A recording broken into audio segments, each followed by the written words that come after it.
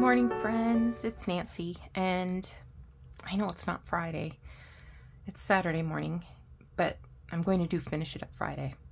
I feel like I might even be able to get this journal done today with just a few extra steps to go. So I have all of my signatures. They've been in the book press, so they're nice and flat.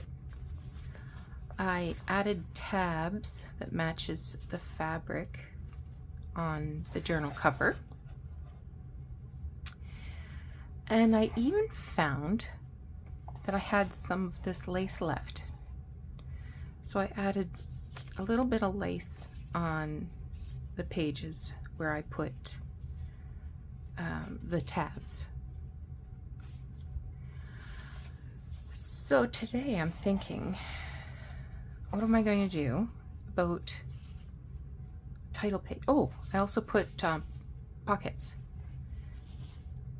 I used this leftover snippet roll, and I still have lots left over, to make pockets.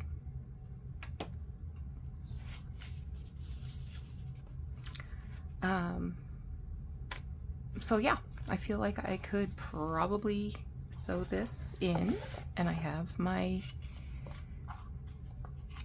spine ready to go. So I just need to sew that in and glue it in, and it's a journal. I had discussed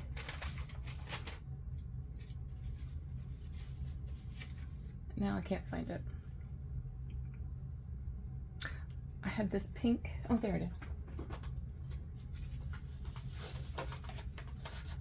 I had this pink marbled paper that I was going to use for the inside pages. I'm reconsidering that because I'm not sure what I want to do with the title page. I don't know why I feel like I need to do a title page, but so I have this mistake. Let's just call it what it is. And I've got some other bits and pieces here.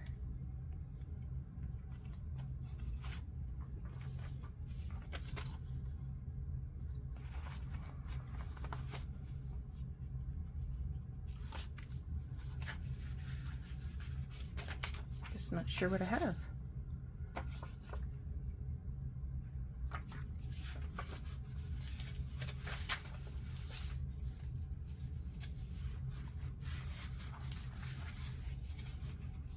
I don't think any of this is going to work.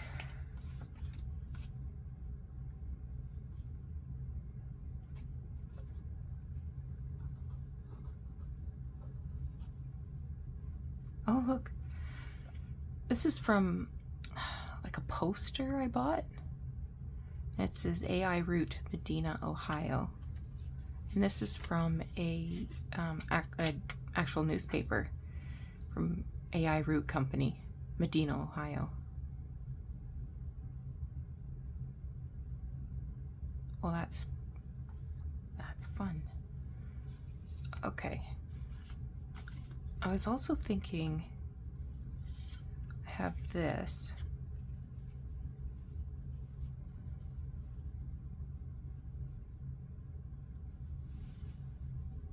What if I scritched it down? Or what if I scritched it down?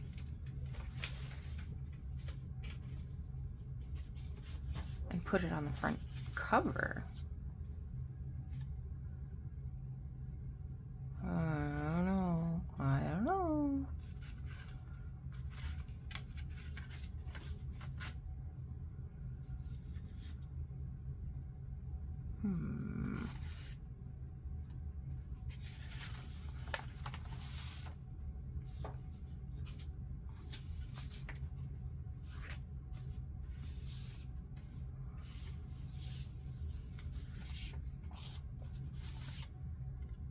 I have two of these.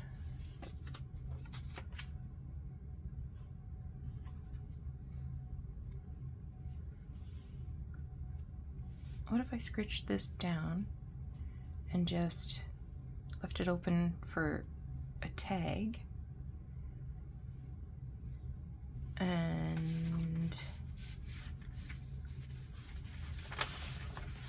I was thinking I would use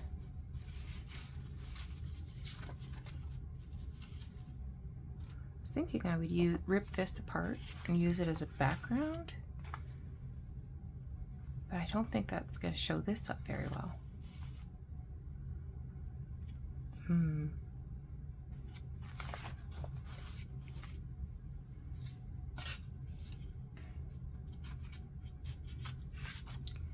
Got this very old receipt from the 1890s.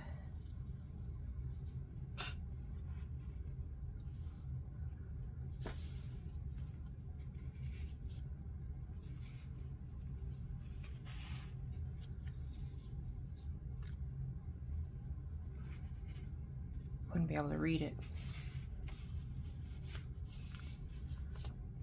unless I made this the tag.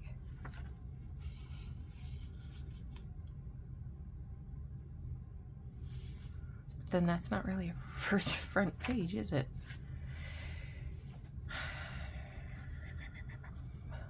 Why don't you tell me? What do you think? Do I need to have a ta-da, this is the first page? Or can I just leave it?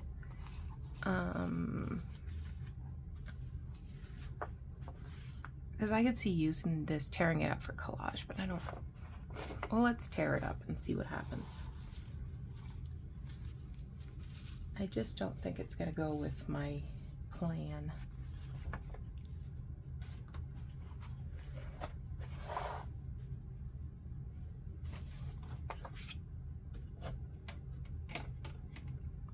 My tear ruler is missing.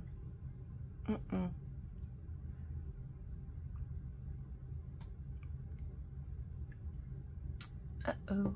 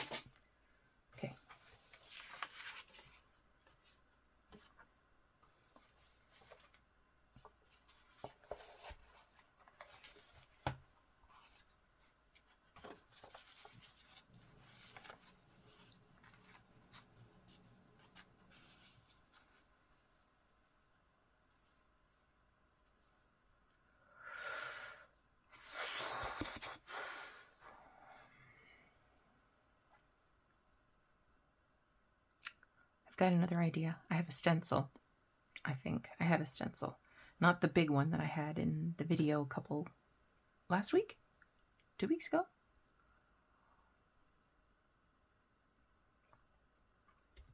But a smaller one. I think I must have used it on here.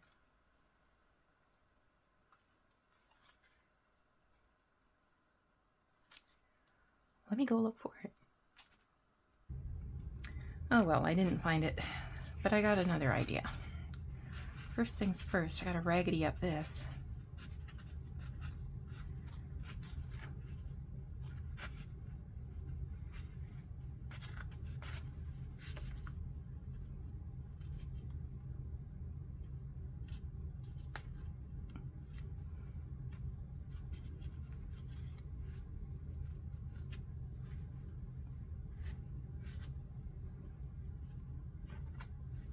Just a little bit.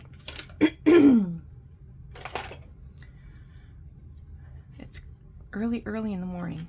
It's just gone 6:30.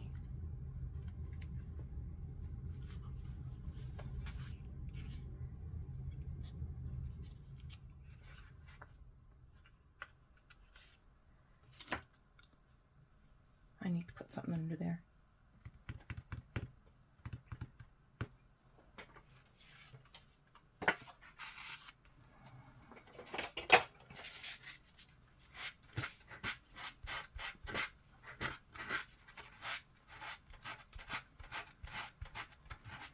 I'm using my sanding sponge.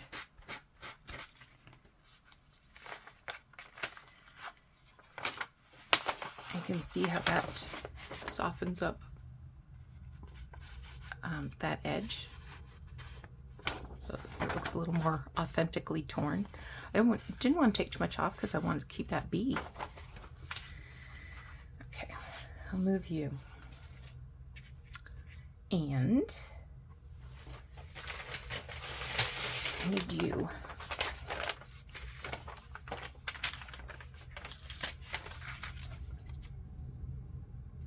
I want a sip of coffee, so I can get that out of my way.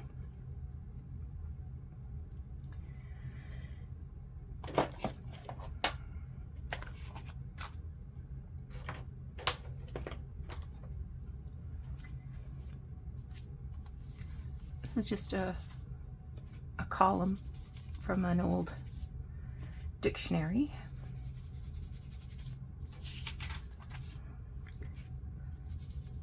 You don't say, Nance.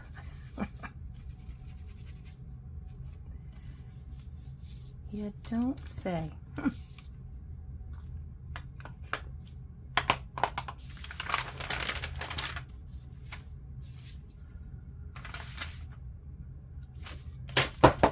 Whoop.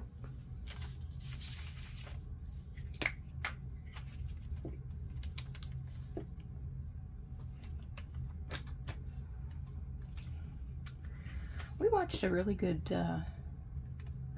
documentary. Well, not even really a documentary. It's more like an interview on YouTube the other day. So, well, if we're of a similar age, I'm sure you remember coming home from school and watching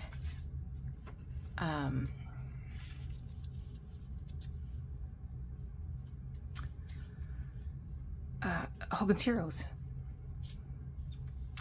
So you remember the little French guy, Corporal LeBeau?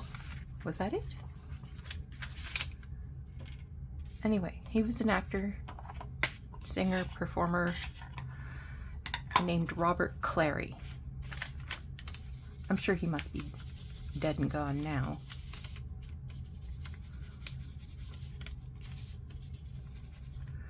Anyway, we watched this.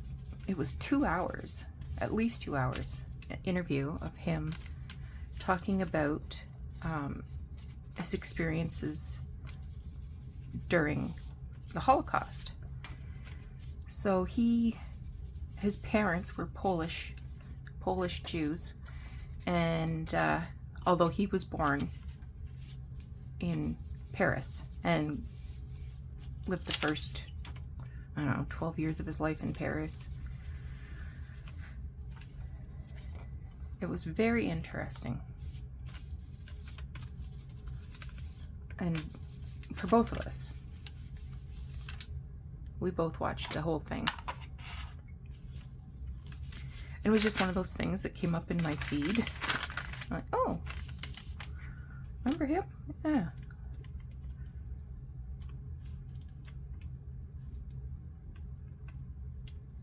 So now, having watched that, my feed on YouTube is now full of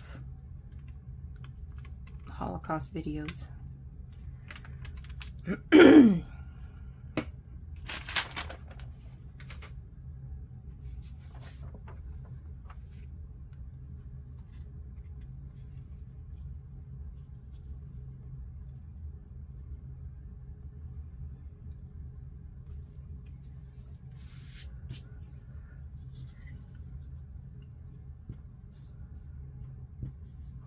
putting a little glue on the back of that because I want it to lay down. Lay down.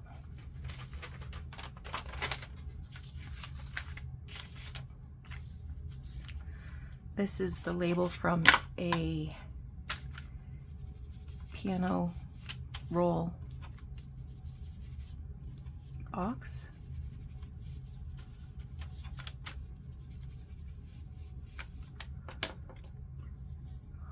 Better not do that, it'll fall apart.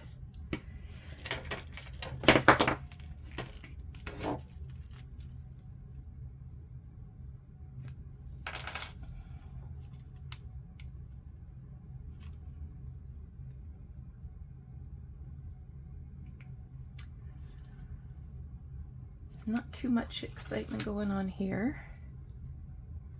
It's supposed to warm up a bit today, which means nothing because yesterday was bitter, bitter, bitter, bitter cold. My day did not go as planned, to say the least. I had already put in several hours of overtime this week.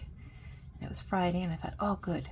I only technically had to work another 3.5 hours. I mean, I'm salary, but I'm expected to put in 35 hours a week.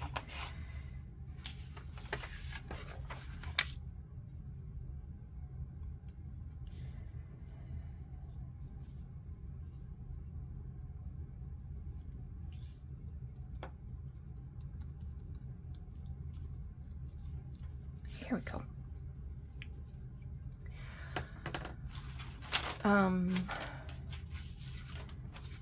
So this was the printout of that front page of the Beekeeper, and I just used my Tim Holtz Wildflowers dyes, and I'm going to put a little meadow here in the corner. What do you think?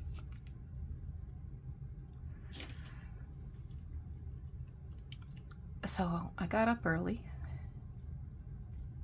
See, this is what Friday happened. See, I thought I'm gonna go at 7, be home at 10:30. I can do my Friday video. The weekend will begin. Not so much. Just making sure I've got all the little bits and pieces out.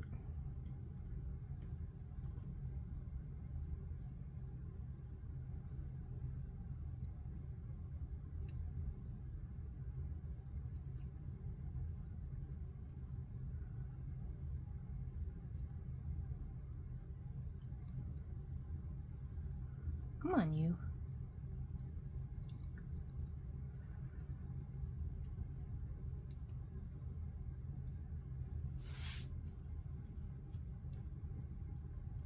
So the office where I work, it's a three-story building. We're on the first floor, and at the back door there is a covered parking area for 4 cars, just 4. I am usually one of the first 3 people at the office, so I generally park under there. And from time to time we have some visitors. Yeah, that's gonna work good. I do feel like I need a little ink though. So yesterday morning, I'm driving to work. I'm gonna get there for 7 o'clock. Got my coffee. And I pull in, and in the corner is a human being shaped garbage bag. It is minus 29 degrees Celsius. Let's let that sink in for a second.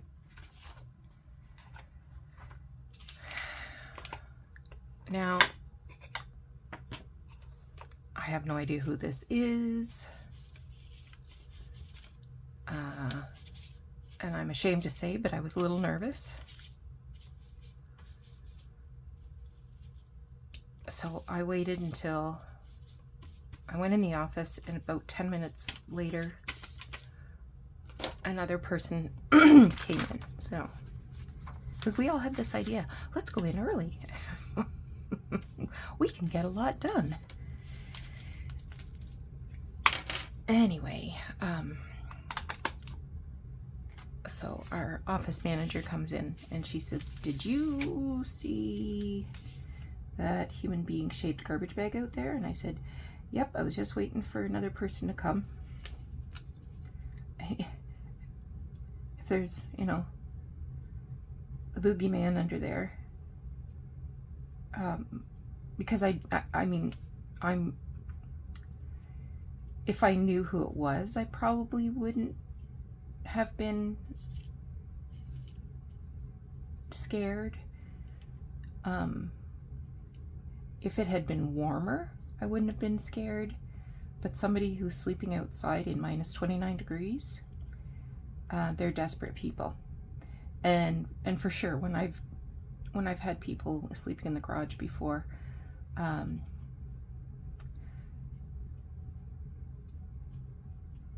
I shouldn't say it's a garage. I mean, it only has 2 walls.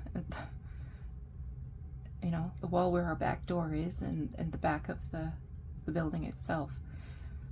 It's just covered.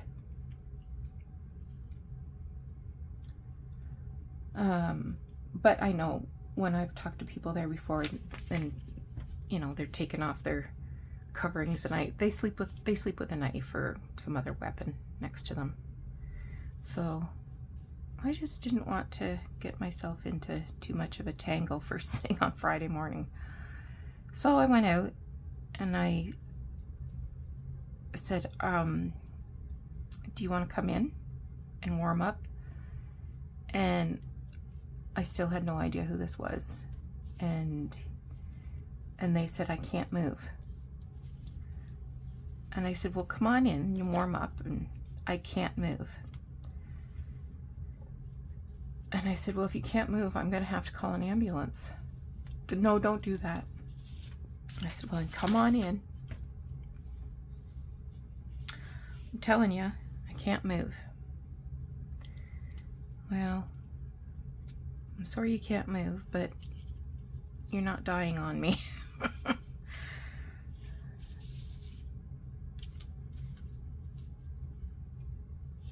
Yeah, I like you. I'll put some smaller ones lower. So I went in the office, called 911, asked for an ambulance, explained why. A lady had dropped off 2 bags of coats, and there was a huge comforter in there, some stuff. I hadn't even opened these bags yet. I had no idea what was in there, so I went looking for a blanket, and there was. So I went outside and I tucked the blanket around the person, and I said, "Is that you? A woman that sometimes sleeps under there?" And he said, "No, it's well, let's call him Jake." And I said, "What are you doing here? Because I know he's housed. He shouldn't be sleeping outside." And he said, "It's a long story." Oh, geez. So the ambulance came, and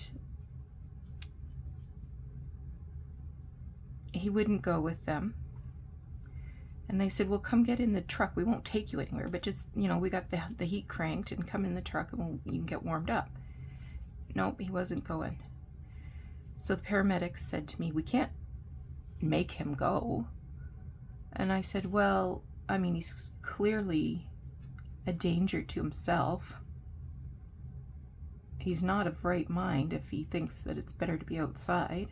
And, you know, he's totally formable, which means a person can be held in hospital against their wishes." And they said, "Well, yeah, maybe, but not by us." And I said, "Well, call the police." "Well, no, we're not doing that either." Okay. I said, "Well, I am. So hang around because he's probably going to need medical assistance.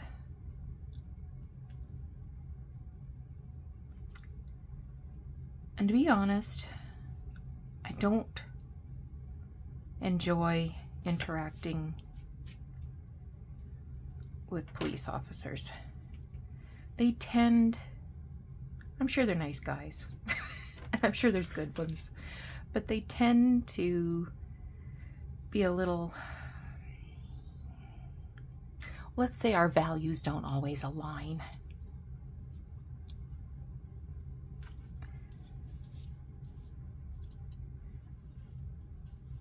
So the police officer gets there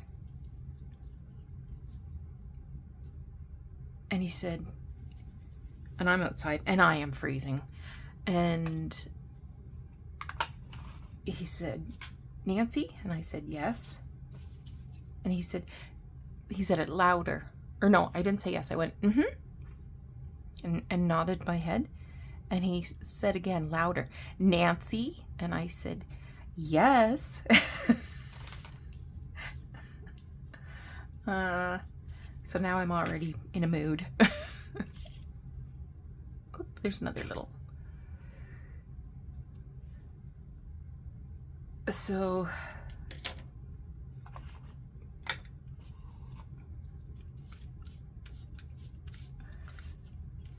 he says, "So this guy's not welcome here." And I said, "Well, it's not that he's not welcome here. He's not welcome to die here. He needs help." So the police officer spoke to him a bit, and then Jake decided he was going to get up and go across the street to Tim Hortons. And I said, "Well, just a minute. Let me run in and I'm going to get you some cash so you can go in and get warmed up and have a coffee and whatever." So I ran in, grabbed my purse, got some cash.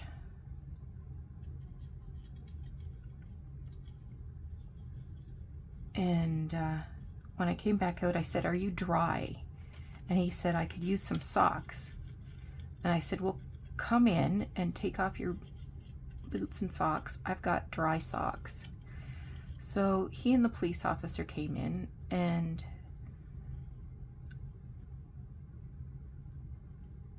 I think now that he was up and moving, he was happy to have some help.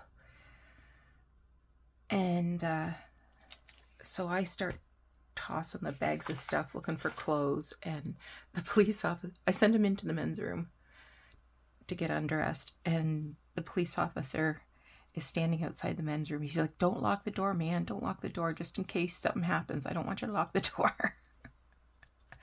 And I thought, I don't know how to unlock that door if something happened, if a regular client was in there. So that's something I'm going to have to put on my list to find out.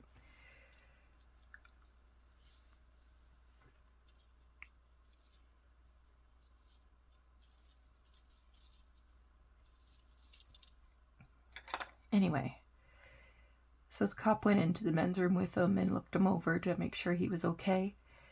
And he did have a little bit of frostbite on one foot. And we're like, you might want to get that checked out. He's like, "I've had worse." Okay. So we got him all resocked and a new coat and mitts and a toque. The cop took his own toque off, put it on Jake.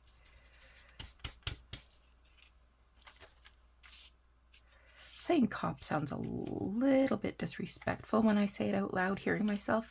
What I mean is the constable, because that's what cop means, is constable on patrol.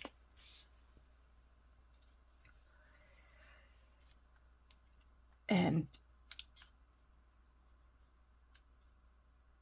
so Jake and the police, I was sitting near the back door with, by this time we had 4 staff in the building. The other 2 had showed up, after the ambulance and police.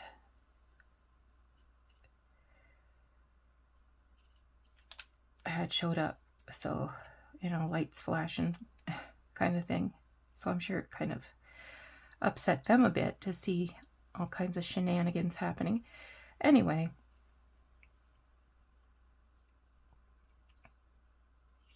so the officer says, what's your plan now? And he said, I'm going to go to Tim Hortons. And he said, okay, good plan. Then what are you going to do? I'm going to catch a train and go to Waterloo. That sounds like a good plan. All right. So away he went, and the constable says to me, I know your name. I've heard of you. And I said, I'm sure you have. I'm kind of, I'm famous.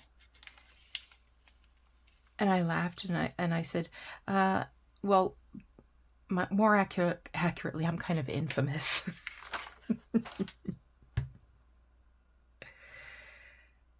So we talked a bit about the situation at the encampment. And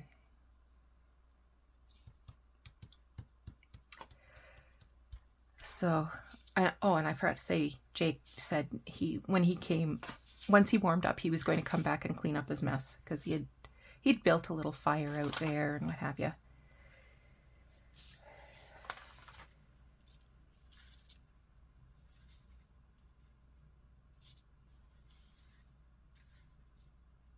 Yeah.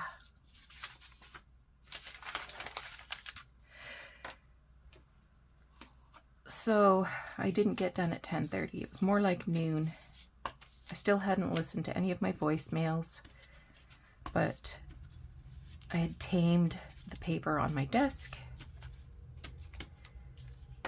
and I had a plan for Monday.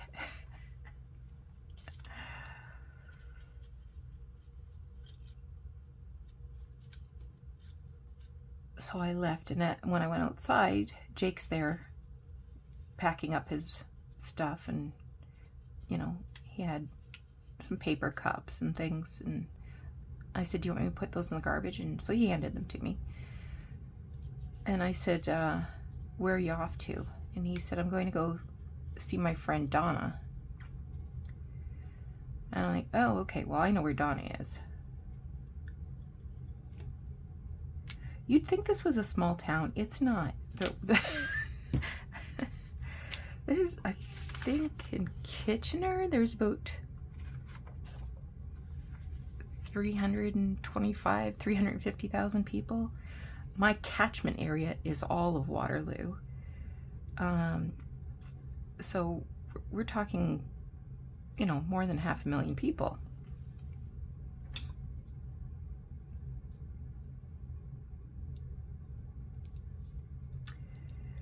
So I said, do you want a ride? And yeah, I'll take a ride. So I popped the trunk, and he threw his bag in.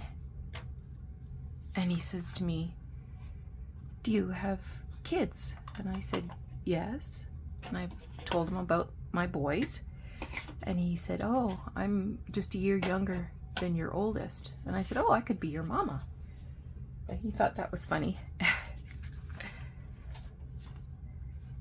You know what? I like this. It's very muted. Like there isn't one big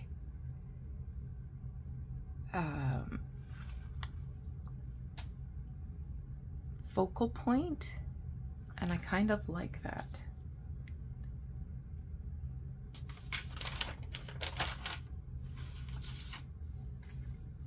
Now,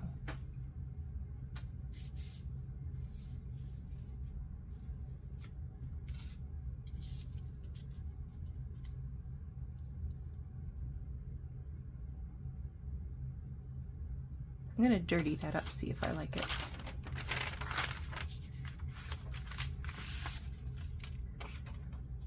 I could fussy cut one of these bees out.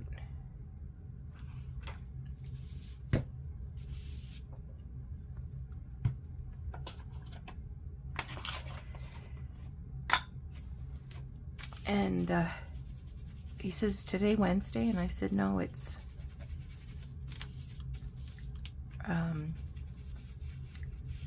Friday. And he said, oh, it's the 3rd. And I said, yeah. He says, my birthday's on Sunday.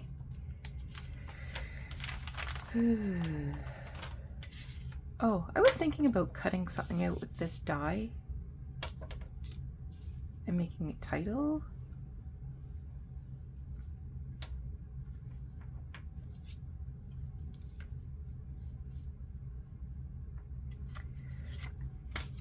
But I think I like that better.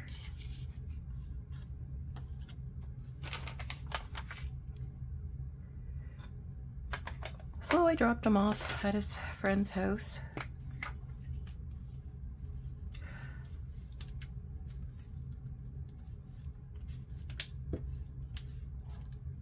And by friend, I mean drug dealer. I'm sure. And I got no judgment about that.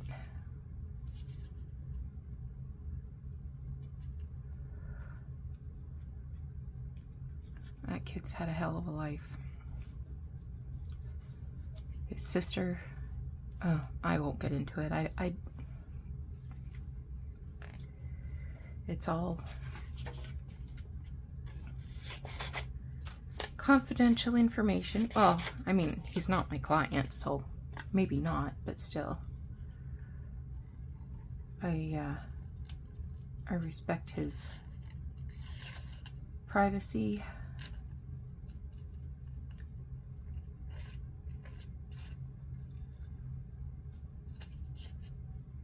But that whole experience threw me for a loop.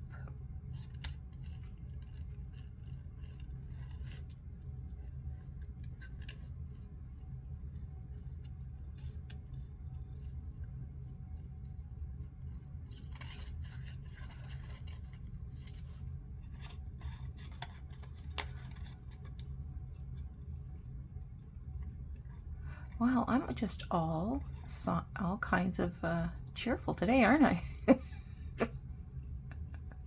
Between Holocaust survivors and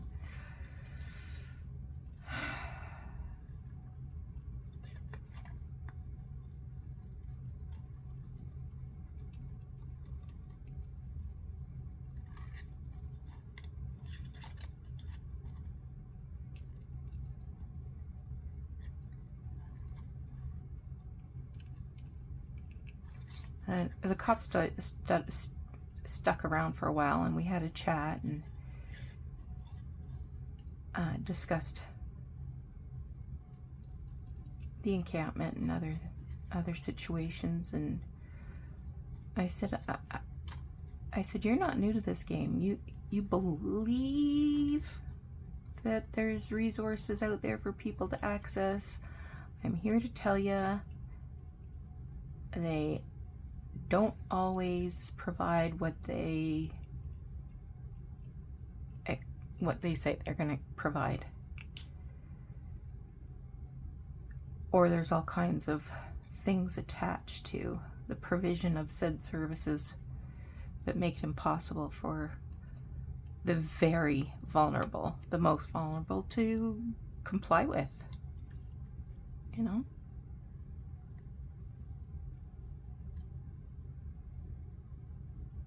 Now, I'm only guessing about Jake, but I'm guessing that, you know, he doesn't go to shelter because he's very likely and addicted to narcotics.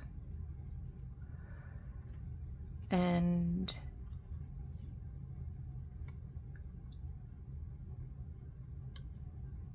you know, shelters are dry if you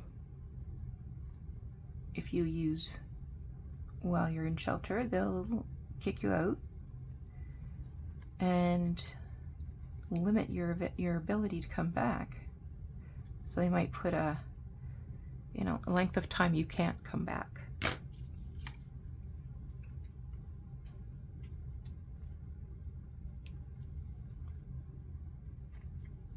And being dope sick, so the withdrawal from narcotics is brutal. I used to work in criminal court doing bail plans. So people who have been arrested the night before, the day before.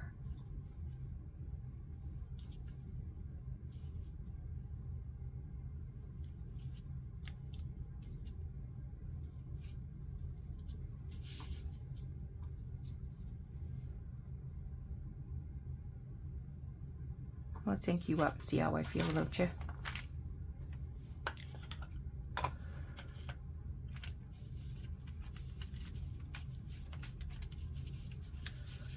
So I would go down in the cells to meet with people and put together a bail plan for them so that they could get released. Oh my gosh, so much misery.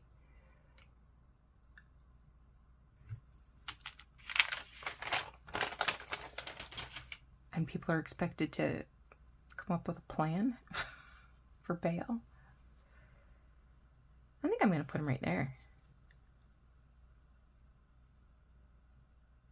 Although it kind of chops things up, doesn't it?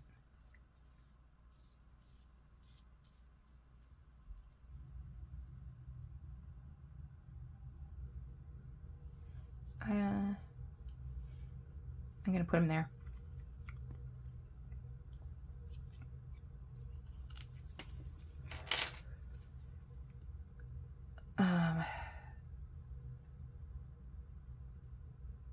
So being in shelter in withdrawal, on the surface, appears a lot worse.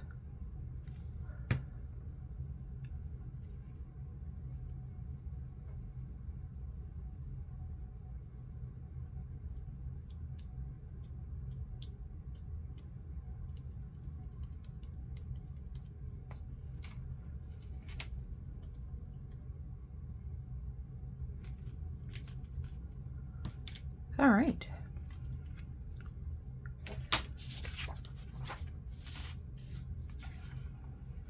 So that's my front page. What do you think?